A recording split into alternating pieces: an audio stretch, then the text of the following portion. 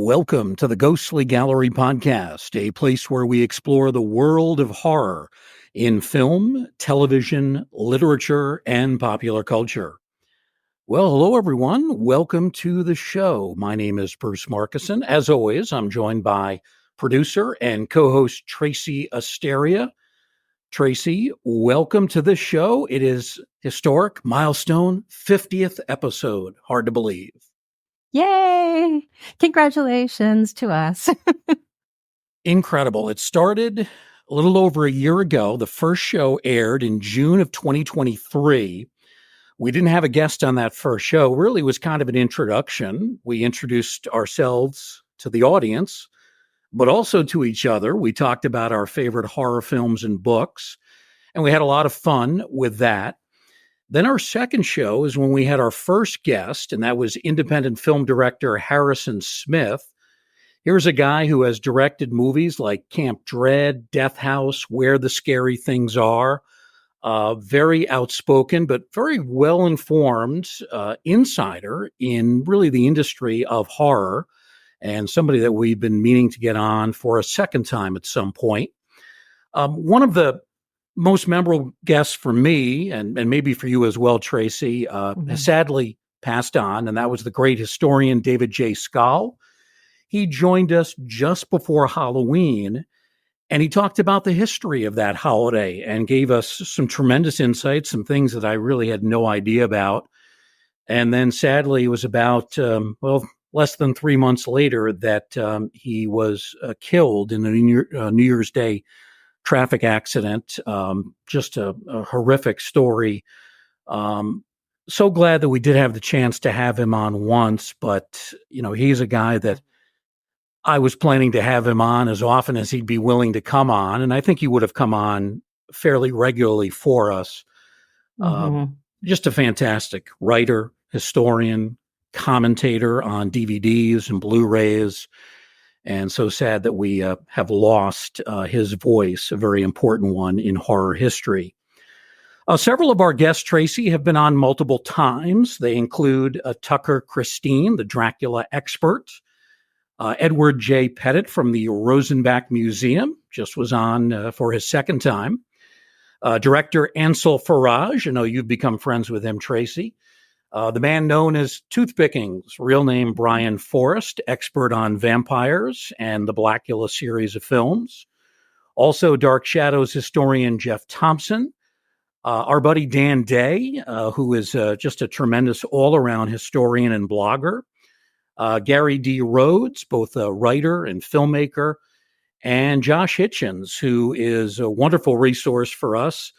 He is the current leader with 3 appearances on the show. So those are some of the guests that we've had more than one time. We've also had, Tracy, several prominent actors who have been with us, including Michael Dante, who starred in the film Willard back in 1970. Naomi Grossman, actress from the popular movie 1BR. Our buddy Richie Coster, who has been in a number of things, including The Walking Dead and The Dark Knight. Lou Temple, another terrific character actor. He was in The Devil's Rejects, among other films. Matt McCoy did a great job in The Hand That Rocks the Cradle.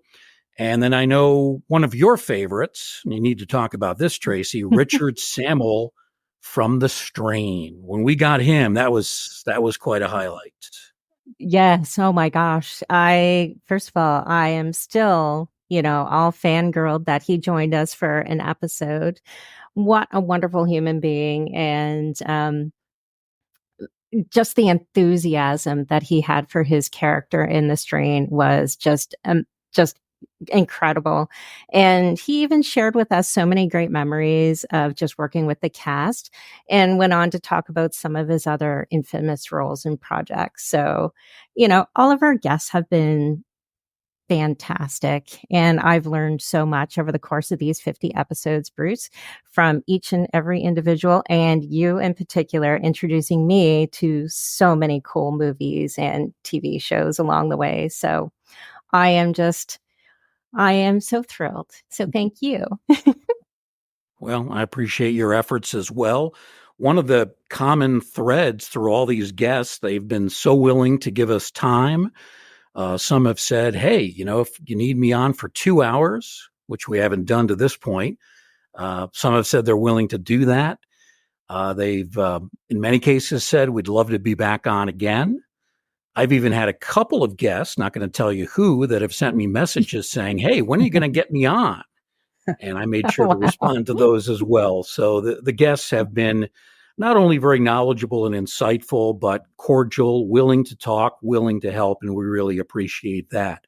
Well, today for episode number 50, we do have another guest, and this is a topic that really comes close to my heart.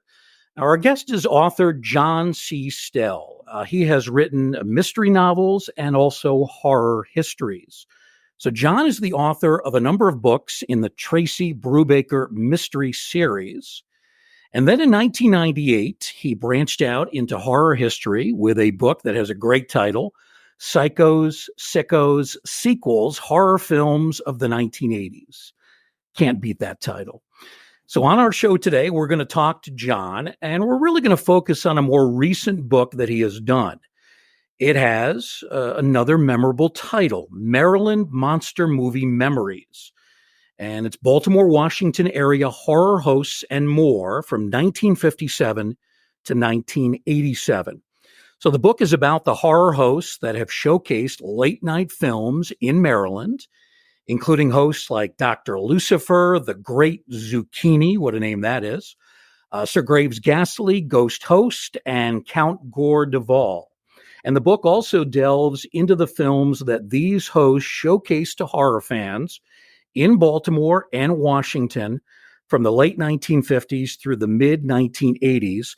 Toward the latter part of the book, John C. Stell has summaries for all the films that appeared on these horror showcases in Baltimore and Washington. It is over 100 pages of these summaries, and these are big pages. This is an oversized book. It is just voluminous, the number of films that John has seen and has been able to gather information about. He also includes in the book the schedule for all the Baltimore and Washington TV stations and tells us specifically which films aired on which nights, and of course in specific years as well. And that was something that was not readily available online to John. He had to compile that by himself. So we're very glad to have with us for this 50th episode of the Ghostly Gallery, John C. Stell. John, welcome. How are you? I'm doing great, Bruce. Thank you very much. Well, John, I grew up with something called Chiller Theater in the New York metropolitan area in the early 1970s. By then, the famed host, John Zackerly, was no longer hosting the show, but WPIX Channel 11 was still featuring Chiller Theater. And without a host, what they had was this claymation six-fingered hand that emerged from a swamp. And that happened at the beginning of the show and also during commercial breaks. It's cheesy as you look back at it now, but it freaked me out as a youngster back in the early 70s. You grew up, I think, in about the same time period, but your experience was different than mine because your experience allowed you to become a fan of several horror hosts. So, first question, John, when did you decide that you wanted to write a book about this topic? Well, it came about accidentally because what I wanted to do was come up with a filmography of ghost hosts, and that didn't exist prior to the book. So I realized I was going to have to actually pay to access a newspaper site. So since I was paying, I just started gathering all this information. Then when I was finished that, I said, well, I want to go all the way back and gather everything. And suddenly I realized I had assembled all this information. And because I had been writing the Tracy Brubaker books you mentioned, I just thought book. So I guess it was maybe 2012 or so, I realized that I wanted to put all this information into book form because maybe somebody else would be interested in having these kinds of things. And then I coupled that with my secret desire to always want to write a movie review book, which I had wanted to do since the 90s, but with the internet and everything else, I didn't really think that was ever going to happen. So I kind of doubled up and said, well, I'll put capsule reviews of all the movies that aired and kind of combine something I wanted to do into one book. I didn't count them up, but roughly how many movies did you include summaries for in the book? I think it's about 1,200. Wow. Amazing. And you've seen them all, right? All but two. Yeah, there were two I couldn't track down copies of, but everything else, yes, I watched myself. 10 years it took for you to complete Yep. this project. Yes. Yeah. I mean, it was really a passion project for me. I loved going to the library and digging through the microfiche of the old newspapers and the old TV guides to fill in the blanks that I couldn't get online. Um, and I just really enjoyed it. And of course, it was a big trip of nostalgia for me too. Um, Seeing the old titles and the way TV used to work before it all went streaming and that kind of thing. Yeah. John, in doing the research for the book, how much did you have to rely on going to libraries, looking at microfilm, as opposed to internet research? Well, after I finished all the internet research and wanted to fill in the holes, I spent about a week at the Enoch Pratt Free Library in um, downtown Baltimore City. And they were so cool there because when I told them what I was doing, what they would do is on the night before, they would get ready what I was going to start the next day. And so I would go there as when the library opened and they would hand me the first group of microfiche. I mean, they were really awesome. Mm. And then after that, I only spent about a day in DC, looking through some old DC newspapers that I had to fill in some holes about the Washington stuff. So about a week and a day really at the library. Most of it was via the internet. John, let's talk about some of these hosts. And I believe the Okay. first one in the Baltimore-Washington area was a guy named Dr. Lucifer. Tell us about him. Well, I actually saw and met Richard Dix, who played Dr. Lucifer in '93 during a nostalgia convention where they had a Baltimore, DC horror host panel. And he had a very deep, commanding voice. At that point, he had a full head of gray hair. He was a great raconteur, and his wife Nancy actually co-hosted with him, and she was there too. Just unfortunately, there's no footage that exists of him in action. But I learned about him that day at that convention panel, and Greg Mank, who's a well-known author of horror stuff, I had made acquaintances with him, and I knew that he was a big fan. So I reached out to him, and he gave me about an hour and a half talking about his memories of watching Dr. Lucifer. And Greg Mank credits Dr. Lucifer with his own continuing joy of horror movies and writing about. Yeah, Greg is a terrific guy. I've met him at a couple of the Monster Bash conventions in Pennsylvania. And he was also with us over the winter talking about vintage horror back in the 1930s. A terrific writer. Tell us about Dr. Lucifer. Even though there's no footage of him, what have you been able to piece together about what he looked like? Was he a mad scientist? Yes, he was. He dressed in a tuxedo. He was a mad scientist who wanted to be a quality scientist, but every experiment he tried would go wrong. Some of the stories that I've learned about him, for example, he wanted to have a hair restorer, turned him bald. He wanted to build a trap door for unwanted salesmen to fall through, but he could never get the door to work, so they kind of just fell halfway in. Experiments like that. One time, because these were live, they actually caused a fire, a small one, um, because of a bulb or something that had exploded because they didn't rehearse that stuff. It was just live.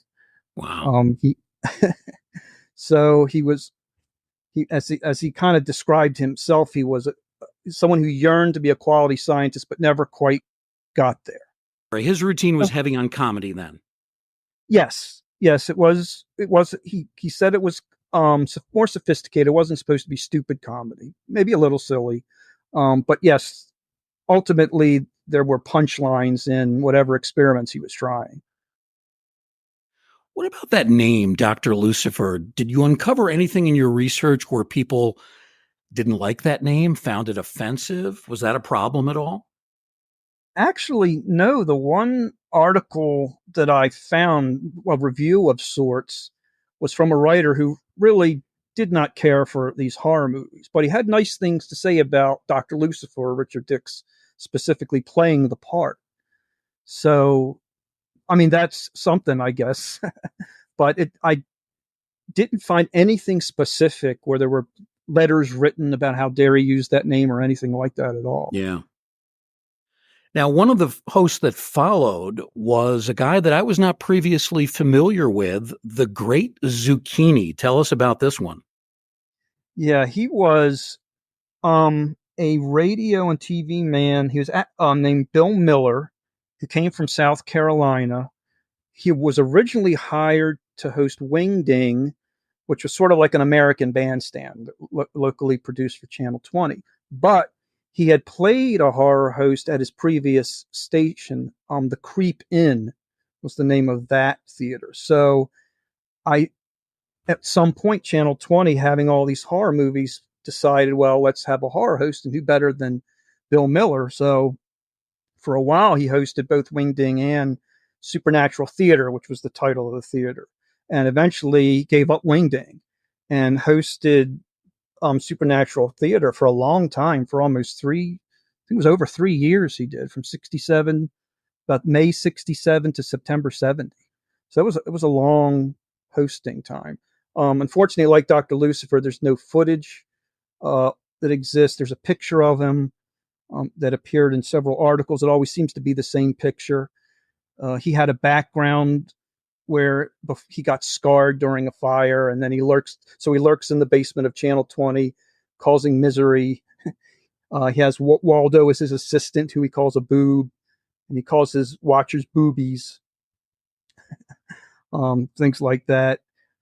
Couple things that I found out about him. He had a ripoff of a Lonely Hearts Club where people would write in and he would tear them apart, kind of thing. Then at one point he was going to try to build a death ray to destroy Channel 9, one of the competing stations for Channel 20. But unfortunately, there really wasn't a lot to find. I did get lucky using the internet, and I was able to track him through about the 2000s, because he left the entertainment industry and went into the hospitality business, and took a job in charge of hospitality at a hotel. Unfortunately, by the time I found that and emailed him, he had left. And you can't really do a search on Bill Miller thinking you're going to find a specific Bill Miller, because it's Right. such a Yeah. common name. And I even called, I don't know if you called a private detective agency, but I was going to see what I could find. But with this little information that I had, they said that would be really hard for them to even track down. So, With a name like the Great Zucchini, I'm guessing that this was very much humor based. yeah, it certainly seemed that way. But again, didn't find that much about him. But the impression I got is it was comic, at least in his relations to his assistant Waldo, and some of the gags that he did. We should talk a little bit, John, about some of the background on these horror hosts. The whole thing really started with the Shock Theater package that came out in 1957. And it was a lot of the films from Universal from the 1930s. So they were made available to television stations in syndication throughout the country. And one of the things that was done as part of Shock Theater, they encouraged these local syndicated stations to show the movies, but to also have a horror host introduce them and talk about the films as they aired, usually on a Friday night, Saturday night, usually late night presentations on these stations. So in many cases, these horror hosts, they were already working at these TV stations doing other jobs. And then the head of the TV station, not wanting to put too much expense, too much money into a horror host, they could turn to somebody already on the payroll and have them double up as a late night horror host. And really that's what we saw, not only in Baltimore and Washington, but really around the country, correct? Yes, yes, it was really something because nobody had any real budget at all, and it whether I guess a horror host is memorable is how the person who was either volunteered, if they didn't volunteer, approached it. Some approached it very enthusiastically. They just kind of like had a party every weekend and just did what they wanted to do. Others, I guess maybe they either weren't as enthusiastic or maybe the audience was never there and they might be gone in a couple months. It's unfortunately, I don't know if we're ever going to have a real full history because in those early days, they weren't recording them and some didn't last very long. So if you don't have somebody around who says, "Oh, I remember," well, then it's going to be lost, unfortunately. Which is why I think it's important that an author like you is doing a book like this. And hopefully, we'll see more of these authors in different geographic regions putting together histories. I'd love to see one from the Bay Area where Bob Wilkins, who I think was one of the better horror hosts back in the 60s and 70s, I think that would be a great book if somebody from the Bay Area, somebody who lives out there, has contacts, could talk to people that knew Bob Wilkins. And of course, just with the passage of time, many of these hosts have passed on. So Right. firsthand interviews with them are not available, but we still do have some station executives and many fans, many of whom were young, like we were back then, and their memories can help relive some of these histories. John, let's continue looking at some of the hosts from Baltimore and Washington. And I wrote a book called Hosted Horror a few years back, and one of the guys I talked about was Sir Graves Ghastly. He was a pretty big deal. Tell us about him. Yeah, he's really something. I wish I'd been watching them. I mean, in theory, I would have been 3 or 4 while he was active in the DC area, but he originated in Detroit in the late '60s. And somebody at his Detroit station left and came to Washington, D.C. And they made an arrangement for him to come in and tape a couple shows for DC. Unfortunately, for the DC incarnation only lasted about a year and a half. From I think it was in Scary Monsters where I read the article where after the person who brought him over left DC, then they let him go at least, and then he just lived in Detroit, then went back to Detroit.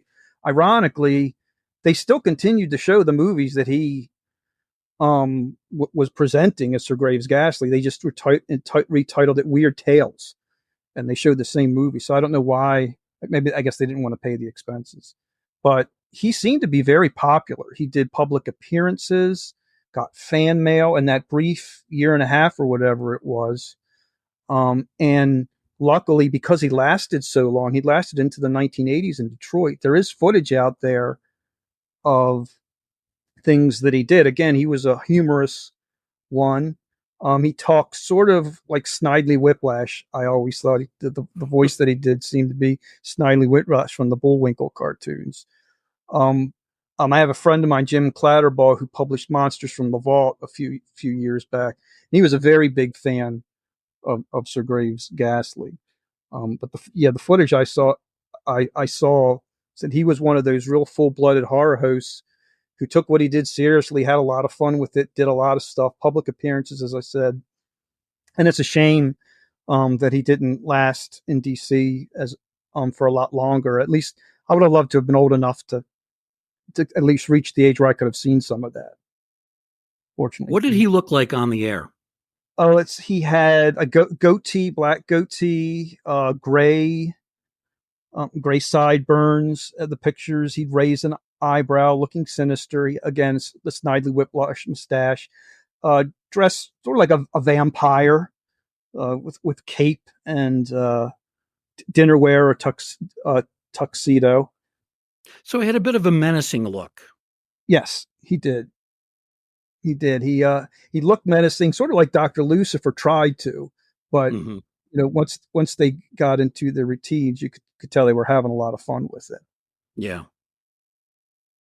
Another host that soon followed is one I'm really not familiar with, but you do talk about him pretty extensively in the book, and he was simply called Ghost Host. Yes, Ghost Host was the nearest and dearest to my heart because he was the one who I usually watch. And he was a real unusual one. He's the only one of the hosts in the book who was there from the incarnation of the station. Channel 45 had hired George Lewis, who played, in addition to Ghost Host, the kids host, Captain Chesapeake. And it was George Lewis who when in suggesting we should do a horror host, because he had actually produced a horror host show with Gaylord at one of his previous jobs. So before Channel 45 went on the air in April of 71, he gathered some friends and family, recorded the opening of the Ghost Host segment, and I think they filmed it at his father's house. Um, and to be economical, they basically showed the same intro for every week. All that what they would do is they would change the voiceover. So when they shot it, they kept his mouth dark. He said he was reciting Hamlet, and he moved around looking sinister. And then on Thursdays, he'd come into the studio and dub in whatever movie was on. And so they basically reused that footage from 71 to 87. There's all 16 years that he hosted the show. So I'm not aware of any other horror host who took that approach. Certainly none of the other Baltimore, DC hosts took that approach. But it was money. They didn't have any money. Yeah. So that's how they saved money, by him just dubbing the voice every week. Right. But he's the one I remember. And he became your favorite. He did. When I was younger, for me, because I really didn't appreciate, I guess, the hosting, it was always about the movies for me. And he really set a tone. There was a creepy electronic music that opened. There was no shtick with him. The camera would come in. He would be standing there playing with some beakers, looking as creepy as he could. He had sort of looked like, if you can imagine Igor, Bela Lugosi's Igor, shaggy beard, just like darker hair. He kind of looked like that in a brown suit. And he looked sinister. His eyes were piercing. And he would just say, "Good evening, this is your ghost host, daring you to watch." And then he would tell you the title. And they'd get right to the movie. He'd come back in the middle, kind of to tell you what was coming up in the next 3 weeks. And then at the end of the show, he'd say goodnight and say, "Here's blood in your eye," and have a creepy laugh. And I loved that. I mean, it was simple. It set a tone. And they were, in the early days, playing mostly like 30s, 40s, black and whites. Then eventually they started airing Hammer films from the 60s and even some of the Crown films from the 70s, like Blood Mania and Twisted Brain and things like that. But I mean, it was simple, but I ate it up. I loved it. Yeah. You know, this is interesting. Younger listeners who have never experienced horror hosts like this may not have a full sense of what it was like for me growing up with Chiller Theater, for you growing up with Ghost Host and these other horror hosts. Try to give them a sense what it was like being a horror fan at a very young age, watching these programs very late night, early morning, late Friday night into Saturday morning, late Saturday night into Sunday morning. Give us a sense of what this fan experience was all about. Well, for young, addressing younger people, what they first have to understand is this was the days before VCRs and DVDs and streaming. The only way you were going to see these movies is if you watched them on television, and you had to be there when they were on, or you were going to miss them. You didn't know when they were going to be on again.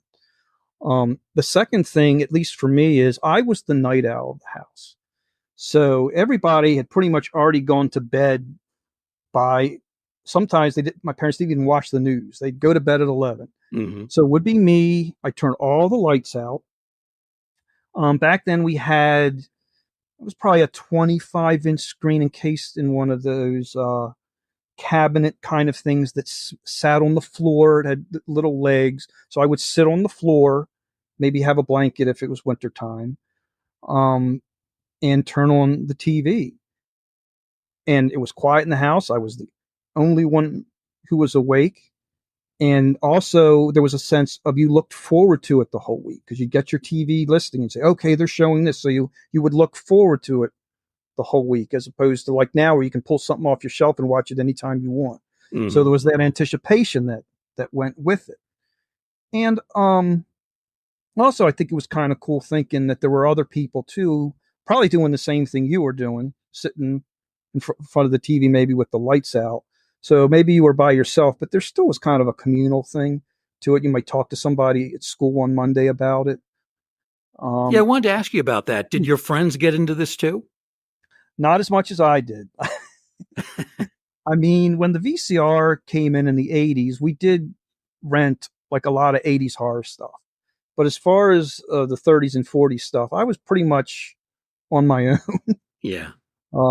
As far as that goes. I had a few Yeah. friends that were horror nerds like me, but Mm. we were few and far between. And I think we Yeah. were looked at with some level of derision by some of the other students. We were not the cool kids, even though as I look back on this stuff now, I think it's really cool and really fun. But when you're a youngster and you're growing up and you're one of the few, not one of the many, you have a different kind of a feeling. What about your parents, John? What did they think of your horror obsession? Well, they never said anything negative that I recall. Um, in fact, sometimes if my father was working the bingo, he worked at a church bingo the first Saturday of every month. He'd actually come down. He'd sit with me for a little while, maybe drink a beer, and he never really said anything about what he was watching, um, positive or negative. But then again, he never said you can't watch that stuff. Of course, these weren't offensive kind of things that we were watching back then, really. But so I guess to a certain extent they encouraged it in that they didn't say you can't watch that. As long as I got up Sunday morning so we could all go to church, they really didn't have a problem with me staying up late. Even during the double features when Ghost Host would have the double features, so it'd be on till 3 o'clock in Yeah. the morning times. And how about your mom? Did she watch with you at all? I don't remember watching Ghost Host. I do remember watching some weeks during the summer. Channel 45 would actually air these horror movies during the weeknights, and it was me and my parents. I don't remember if my siblings were there. We watched The Creeping Terror, and if you guys are familiar with that, it basically looks like a carpet with feet that goes and attacks people Yeah. from outer space. So that was, I believe, the worst movie my parents had ever seen, except I remember showing them Hudson Hawk. And my father said, I think that's the worst movie I've ever seen. And then my mother says to him, don't you remember that movie we watched with the carpet? And well, it wasn't worse than that, was it? So they remembered that.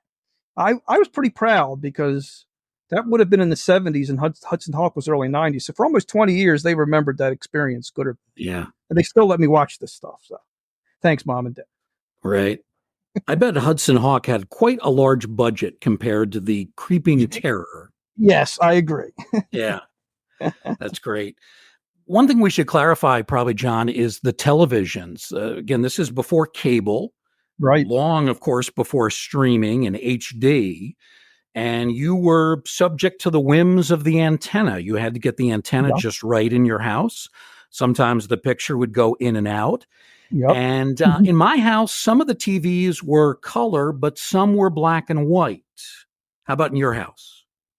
We had the big color TV down in the main room, but my parents did have maybe a 13-inch black and white TV that was on wheels that could be wheeled around. Mm, Now, because they weren't watching TV at 11:30 at night, I never had a problem watching Ghost Host or whatever it was downstairs. But if my dad wanted to watch a baseball game and we wanted to watch something, well, we might have to watch it on the little TV.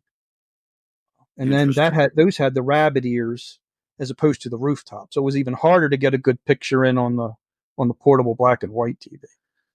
Yeah. And trying to finagle those rabbit ears, and it was a science in and of itself. You would try to get it just right so that the picture was about as clear as you were going to get.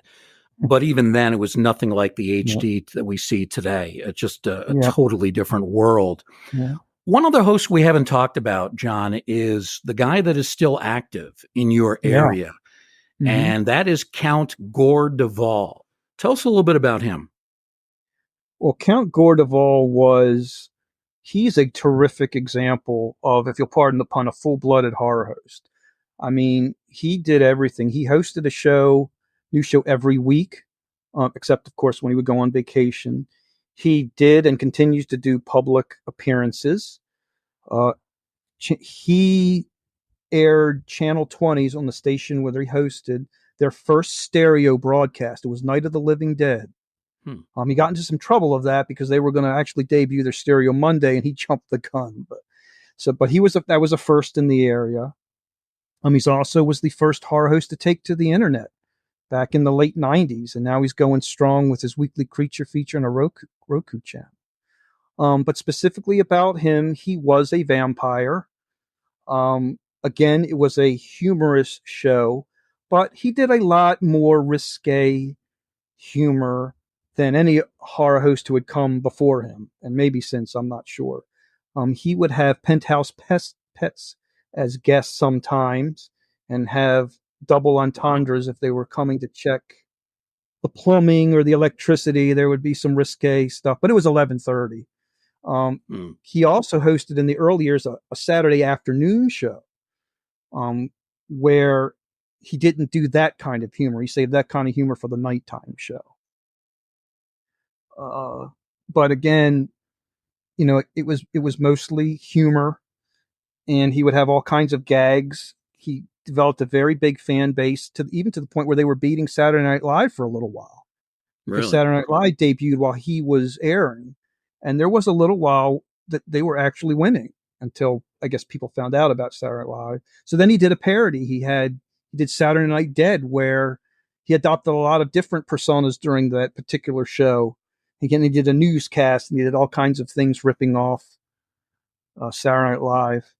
He did a sequence where he ripped off Mary Hartman, Gore Duvall. So he did that kind of parody. So he did music videos. I remember in the 80s, they used Ghostbusters as a song, as a background song, where they did a parody of that, showing scenes from Earth versus the Flying Saucers, for example. So, I mean, he did all kinds of things which Ghost Host wasn't doing. But as a young guy who was about the movies, I have to admit that that age, I sometimes got impatient, especially if they had to pad the show. One thing that was unique is the creature feature he did ran a fixed 2 hours. So depending on what the movie was, they either had to cut it or they had to really pad it. Ghost Host didn't do that. They would let the movie play out, and it would run as long as it needed to run. So the consequence of that is, if there was a lot of padding, I have to admit, as a young viewer who was about the movie, I might lose a little patience, right, and switch over to Ghost Host. But I guess as an adult now, I appreciate what he did, and it's very impressive in what he did, and is still doing it. I did interview him for the book, and he sometimes thinks about retirement, but not quite yet. He's not done yet. Yeah, you mentioned that he still has a show. It's one of the Roku channels, so I guess you watch him pretty regularly? He has a website called Creature Feature website, and I actually don't have Roku where he runs old shows, but he has his own website, Creature Feature CountGoreDuvall.com, where you can watch every week. He hosts a show. They are public domain, because he's not running it from a TV station, which will pay the license fees for the Universals, for example. So they are public domains, but he does, his old fashioned hosting, and he looks great in his makeup. That really hasn't looked like he changed that much from when he started in the 70s. What was it like to talk to him? Oh, it was awesome. He's because he is one of the few remaining, at least from my era. he's been the subject of a lot of interviews, and I was so happy when I had emailed him saying, "Would you mind probably telling the things you've told to 100 other people?" But he was more than willing, and we talked for an hour, and he would have been willing to talk more, except I had to pick up my daughter from gymnastics. But anyway, Yeah. he was very friendly and outgoing, and he didn't sound bored at all. He was enthusiastic about talking about Gore's history and his present and his future. So really, really nice, open guy. Isn't it great when the people that you like and admire from afar for so many years end up being good guys when you meet them in person or talk to them over the Absolutely, phone? absolutely. It's a big relief, and it makes me like him more. I Yeah. went out and ordered all the host segment DVDs he's made available on his website. They went through all the tapes of Channel 20, and he transferred everything that survived onto DVDs and sells them. And Oh, I nice. love just going through them every once in a while. They don't have the movies, of course, but they have those host segments, and it's great. I wish I had them for all the hosts. We continue our conversation with author John C. Stell talking about his book, Maryland Monster Movie Memories, Baltimore-Washington area horror hosts, and more from 1957 to 1987. So, John, we've had a chance to talk about these horror hosts that you grew up with and continue to follow in some cases to this day. Let's now talk about the films that aired on these late night shows. And you comprehensively list them in the book, all of the schedules, all of the films that aired on all the various stations in the Baltimore and Washington areas. And you provide at least a paragraph of a review, really good summary. You also do a ranking. I think it's a 0 to 4-star system to give an idea of how good the movie is. So let's talk about some of these movies, John, and let's start Okay. with some of the films that when you look back on now, you might say to yourself, man, this was really bad. Yeah, yeah. There was. I mean, sometimes when you're a kid, if a movie has one good scene, that's what sticks in your mind, and you forget about everything that led up to that, and maybe everything that came after that. Uh, as an adult, you're not so forgiving. So pretty much anything directed by Larry Buchanan is pretty awful. Um, it's alive, not the Larry Cohen movies from the '70s, but something from the late '60s that he did for TV. Uh, had a monster that was basically looked like a cheap Halloween mask with eggshells for the eyes. I think they used that in Phantom from Space too, but anyway, that was pretty dreadful. Um, there was a movie called Ghosts That Still Walk from the 1970s, which it scarred me because it was so awful and so incomprehensible. It starts with someone going to see a psychiatrist who then refers not her, but the patient's mother to a psychic who then comes back and refers somebody else to see something about the son. And there's a chase sequence in a big camper where the theme from Spider Baby is playing. And it just, I don't know. I guess it's sort of like a nightmare logic, but it was awful. Um, Kong Island is another one, a mad scientist film that was awful. The worst movie that I saw after watching all of them over the period of years, the worst one was something called Terror in the Jungle, and I actually did research on it to figure out how it even got made because it was so incomprehensible. And what happened was the producer had these big ideas of making this great adventure movie, and his lead actress was going to win an Oscar. And he kept running into directors who didn't agree with his vision. So he would fire the director and hire a new director. So I think the film had three directors. The dubbing was awful. It basically had a small child who had survived a plane crash wandering around the jungle, possibly about to be a victim of a local tribe that was going to sacrifice him. And it was clear it was an adult doing an imitation kid's voice, and it was just just awful. I think if I had to rate them, that would be the worst of what I saw. And that was one of the films, one of many that got Yeah. 0 stars from you. Yeah, yeah, there were. Hopefully, I never did an average to see what the average score was. I hope I didn't overdo the zeros, but yeah, it's just it's not even a so bad it's good movie. Yeah. It's just bad. John, I'm curious about a director named Al Adamson. I have never Oh, seen any of his films, but I've heard that most of them, if not all of them, were pretty awful. Any of yeah, his films included here? yes. Let's see. The most famous of his was something called Dracula versus Frankenstein, and it actually has, if not the last, then one of the last performances of Lon Chaney Jr. Mm, Plays a mute. He plays the assistant to the mad scientist J. Carrol Naish, who was so great in so many Universal films. Here playing a mad scientist um, who revives a Frankensteinish monster, and then there's a Dracula who must have done his voice while speaking into a pail or something because it had this echo. But he mm, had the 70s hair, like disco hair, stacked up really high. So was sort of an absurd looking vampire. Of course, maybe you wouldn't think that in the early 70s. But it had cheap gore effects, um, bad editing. It dragged. It would have sequences where just music would be playing, but there really didn't seem to be much point to it.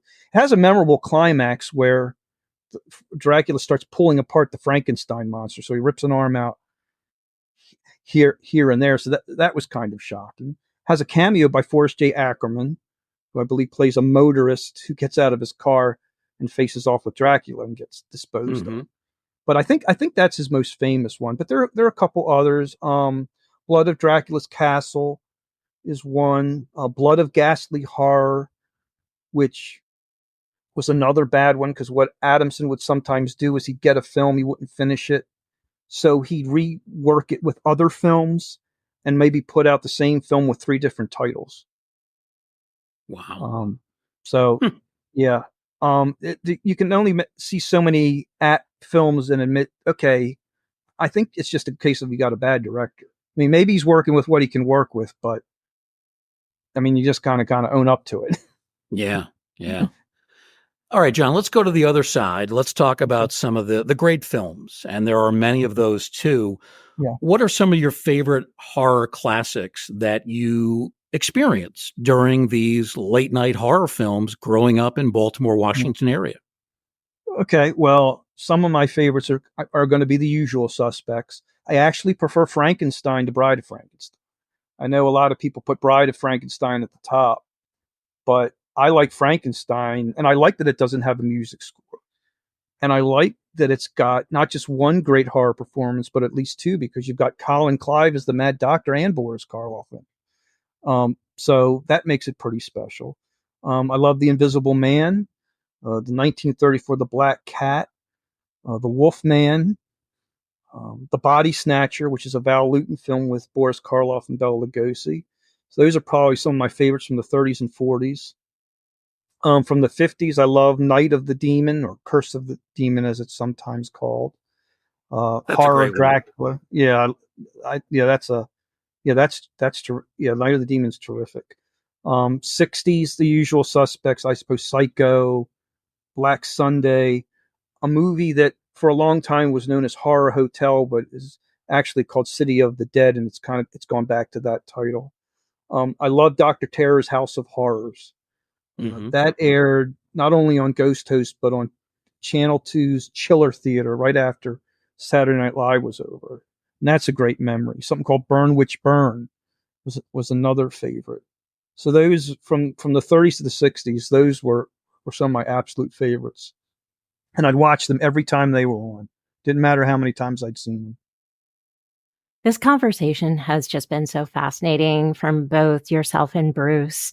And I've really enjoyed listening to the history of some of the horror hosts and what it was like watching them on TV. I'm from Canada, Nova Scotia specifically, and we really didn't have anything like that here. So I wanted to thank you both for the fascinating conversation. But continuing on with the film discussion, are you able to share a few of the underrated films that some people may not be aware of that you've mentioned in your book? Oh, sure. I One of my absolute favorite all-time horror comedies is something called The Comedy of Terrors. Boris Karloff, Vincent Price, Basil Rathbone, Peter Lorre, and I don't think it gets the love it deserves. It's a bunch of the classic horror stars in the '60s having a lot of fun. Yes, the acting's hammy. Yes, some of it's silly, but it's just a lot of fun, especially if you are a fan of those actors. But Mhm. Basil Rathbone plays a Shakespeare quoting landlord who has suffers from catalepsy. So he keeps waking up quoting Shakespeare, and it has so many quotable lines. It was scripted by Richard Matheson and directed by Jacques Tourneur, who had directed Cat People and I Walk with a Zombie and several other ones. So I always like to tout that for people who enjoy a good horror comedy like Young Frankenstein or Abbott and Costello Meet Frankenstein. Oh, Um, nice. I'm a big fan of horror anthologies, and I had kind of mentioned it earlier, something called Dr. Terror's House of Horrors. It was the first anthology that Amicus produced. And people know Tales from the Crypt and Vault of Horror and some of the other ones that they did, but I've always loved Dr. Terror's House of Horrors, especially now seeing it in the widescreen presentation, because when I was watching it, it was full screen and panned and scanned and chopped up. But even then, I loved it. I don't think there's a real clunker in the stories. A lot of people don't like anthologies because there's usually at least one that kind of stinks. But I think all of them um, work in Dr. Terror's House of Horrors, and my favorite is the Christopher Lee one where he's an art critic, gets humiliated by an artist played by Michael Goff, runs over Michael Goff, dismembers his hand, ruins his hand. Goff commits suicide, and then Christopher Lee is pursued by the artist's hand, and Right. it's terrific. I mean, with Christopher Lee, he plays it straight, so there's no winking at the camera there, and it works. It works great. A more modern film, well, from the '70s, is something called "Let's Scare Jessica to Death," which is a ghost story. It kind of asks the question: is she crazy, or is she really being persecuted by this vampire that has emerged from the lake? And I remember seeing it. I think I first actually saw it as maybe like an ABC movie of the week or something, and it creeped me out. And Hmm. and it's one that doesn't always get mentioned in the great ghost stories, but I think that's pretty terrific. Oh, Um, interesting. I've never heard of that one. yeah, it's from the early '70s. Zora Lambert plays Jessica, and so it's very '70s in its style, but it's very creepy and subdued, slow burn thing, and it works really, really well for people who like that kind of thing. John, as we move into the final minutes of our interview, I want to talk about horror hosting today. And it's very different from that period of time that you cover from 1957 to 1987. In today's world, we don't really see as many of these local hosts like we once did, but we still do have some prominent national horror hosts. And there are two that really come to mind. One of my favorites is Joe Bob Briggs. He's on Shudder. And then you've got Sven Gulli, aka Rich Kaz, who is on MeTV every Saturday night. I'm curious, John, do you watch either of them? I don't have Shudder, but I am familiar with Joe Bob Briggs because he used to host Monster Vision on TNT, Mm, and I used to watch that back in the cable days. And I do like Joe Bob. He's very unique, the Southern hospitality who can make the risque comments, but I do enjoy him. And yes, I do watch Sven Gulli on occasion. Um, Again, I might be competing with the other family members for the television, but yeah. my wife is actually from Chicago. And before Svengoolie got his national broadcast through MeTV, I remember my first trip to Chicago looking forward to finally able to see Svengoolie. And it was one of the Kari's Mummy movies that they showed. Hmm. And I really enjoyed it. So I ordered the shirt. I entered to try to win the rubber chicken every month. Never did, but I'm really impressed by him. He has a lot higher budget than the horror hosts of the 50s through 70s had. I mean, his studio looks really, really nice. But I love his show. Uh, he has a unique way of cutting the films. This was something new to me, where he would interrupt a scene, and then when he's comes back from commercial, he'll set a joke up, and it will be where he rejoins the movie that would be the punchline.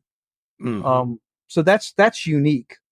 I have to admit, if I didn't already have these movies readily available to watch, it would probably annoy me because it messes with the flow and the pacing.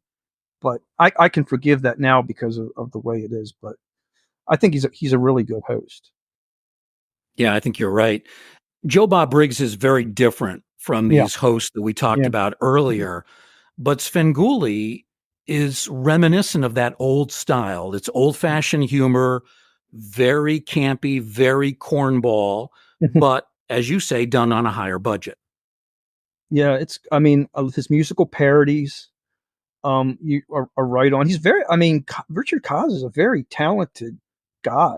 I mean, because he writes his own material, and he comes up with it. And even if the joke's bad, you're usually going to laugh at it because it's so bad. Right, And that he's been going on so long since the 70s when he took over, because he was first son of Svengoolie right. and then became Svengoolie eventually.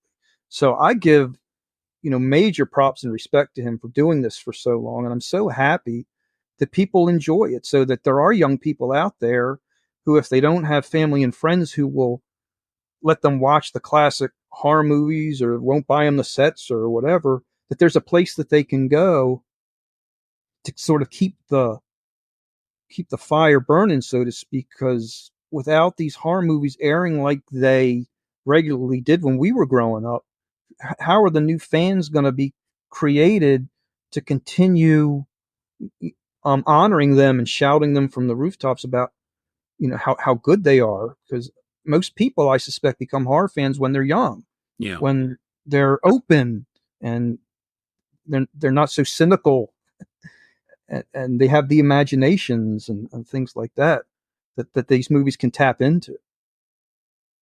I think it's a great point. Svengoolie, when he does his shows, really does films from the 30s through the Mm-hmm. 80s. Doesn't Mm-hmm. really do anything much more recent than that. And that's very similar to the time period that you cover in your book as well. And in talking about vintage horror, that really is that time period, 1930s through the 1980s. John, that brings us to my final question for you. And you do talk about this toward the end of the book, and that's the future of horror hosting. I guess you have concerns about it. You're not sure that it's headed in the right direction. Talk a little bit about that, if you would. Well, I guess it's for me. It's a lot like You Can't Go Home Again, because it was such a unique thing when we were growing up. Now people can watch whatever they want to watch when they want to watch it, for the most part. Um, and because there's so much out there, unless someone's going to really try to go out and seek it out, they're not going to make those accidental discoveries that we made when we only had 6 channels to choose from and decided, well, I want to watch something, so I'll watch this. And that's how you became a fan of this actor or this style or this genre. There are just so many choices today that that makes it really hard for somebody to become a fan of something, because it's like, well, once they're a fan of one thing, they're not going to try other things. And with horror hosts, they're hosting movies that people can watch pretty much any place they want to, because of the availability. So I guess it's just a sense that um, the people who are doing it now tend to be older. Of course, they grew up with it, but what's the next generation watching now? Are there still enough fans out there of these 30s and 40s films that can sort of continue the tradition? For example, when Richard Koz says, well, I'm done with Svengoolie, for example. Is there somebody to carry the torch? And I'm not sure there is, because of the limited avenue of these horror films. I mean, Turner Classic Movies can't show all of them. And even then, they seem to reserve Halloween or the month of October for when they show this stuff. So how are people going to see these movies when they're not on the late late show on the off hours like they used to be when we were growing up? I think that's really where my concern is. Where do we create the new fans? How do the new fans get created? And I, because it's not going to be the same thing. I don't think, if when these horror hosts just start showing Friday the 13th movies all the time and have to cut them, maybe it's just not going to be the same thing. Yeah, you've made some really excellent points. I hadn't even thought of some of those issues, but yeah, I know, because like the future of like horror hosting, like, we have a couple of horror hosts, I guess, on different YouTube channels as well. But, I think of my own children who are, 15 and 17, and, they're still young, but their eyes are not open up to appreciating the horror genre at all. But, I think if they had an interesting horror host to follow these days, I think that probably could change for them. Yeah, well, that's another thing I like about Svengoolie, because he does provide information. He'll talk about some of the actors. He'll talk about the director. He'll place it in history. And I always like that, because hopefully the idea is somebody will watch a film and they'll say, hey, that's really interesting. Maybe I'll go seek out other movies that have this star or this director, kind of thing. Oh, nice. So I have one final question for you, John. Do you have another book in the planning stages, whether it's one of your mystery novels or something related to the horror history, that you could share with us? Well, I will, as long as you don't hold it to me. I really would love to do a book about the Saturday morning horror cartoons and shows that aired from the 60s through the early 2000s. Because I don't think it's a coincidence that my favorite cartoon growing up was Scooby-Doo, and now my favorite things to watch as an adult are horror movies and mysteries. I don't think that's an accident. And so I'd really love to do a book tracing that history from the earliest shows, from Milton the Monster through the real Ghostbusters, and then to some of the early 2000s stuff. But that's very preliminary. That sounds so cool. I am about to publish on Amazon my latest Tracy Brubaker mystery. And in fact, the last one that was published a couple of years ago, she actually defends a horror host who was accused of murdering his old assistant. They're going to do a reunion show, and his old assistant ends up getting a stake through the heart. So I worked in my love of the character's name as a nod to both George Lewis and Dick Dysel. The name Richard George was the name of the character that Tracy defends. So yeah, I mean, it's tough now with my kids getting older and the job to try to work it in there, but I'm still writing. I'm still trying. John, before we let you go, tell folks about the Amazon page where you can be found. And I believe it's under John C. Stell, correct? I think it's actually under John Carter Stell. John Carter Stell. Right. If you were to actually just put Tracy Brubaker into the search engine, and then you can just click on my name, the author name, it takes you and just lists all the books that I've published. A lot of the Tracys are self-published. Midnight Marquee actually published the first 4, and I took over with number 5.